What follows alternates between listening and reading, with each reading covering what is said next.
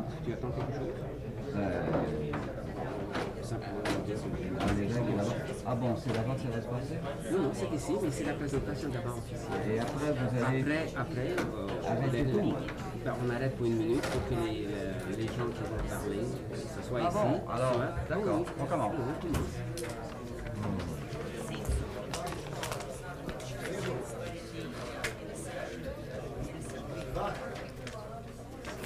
Est-ce qu'on peut commencer? Can we begin? Okay. Marco Carynnyk is a writer who's been working on the topic of famine for several years. He's in the process of preparing 2 books on the topic, plus a documentary film. It has seemed to me for quite some time that the first step in rescuing the famine from the oblivion in which it continues to exist and drawing whatever consequences are to be drawn from it must be a concerted attempt to record those events as fully as possible. The traditional sources of historiography have already been discussed here.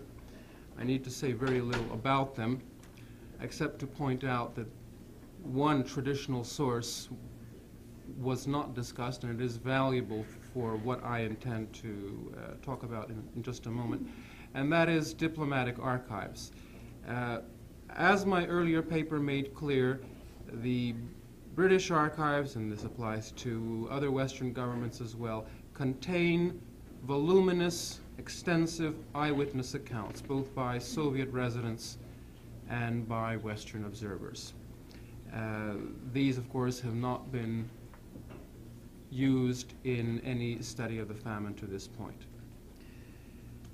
It seems to me also that the traditional sources of historiography, as well as the more modern sources of statistics and demography, can build a skeleton for that fuller understanding of the famine.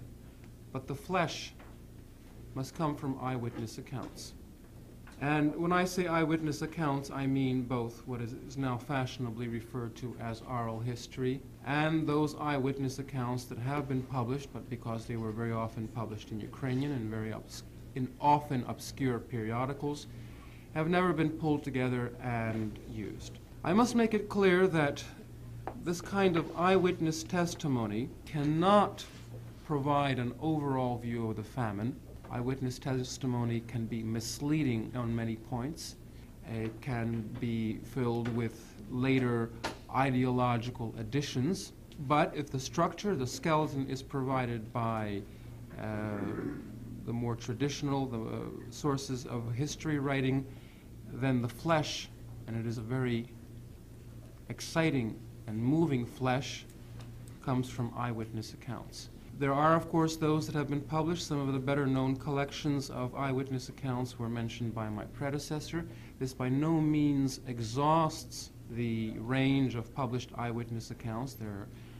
My own estimate after several years of work on this is that they run into the thousands, and as far as I know, they have not all been pulled together and assessed. And there are, of course, those who are still with us, who remember those years. And to capture their recollections, I have been taping interviews across Canada and the United States. I have found again and again, heard details that have made my hair stand on end, details without which everything that we have been discussing here is simply academic jargon.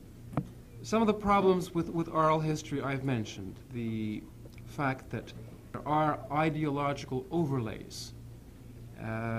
Many people who have if asked about why the famine occurred or why some particular aspect of it occurred, will provide an answer which obviously comes from something they have learned and or read later.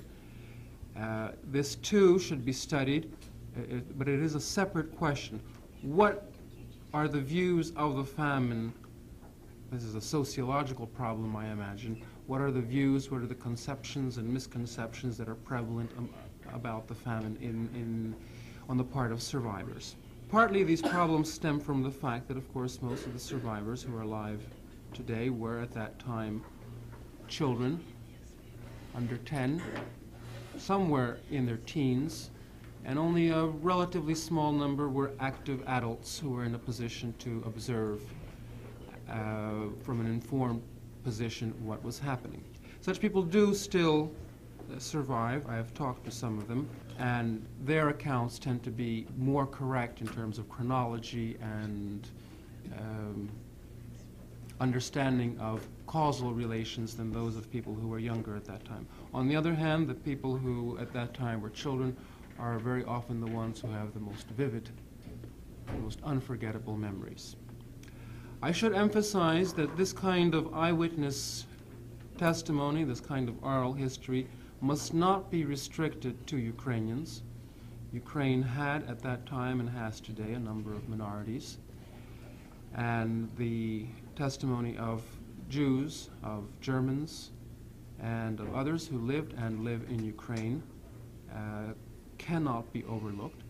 It was stated here by one of my predecessors that no Jews suffered during the famine of 1933.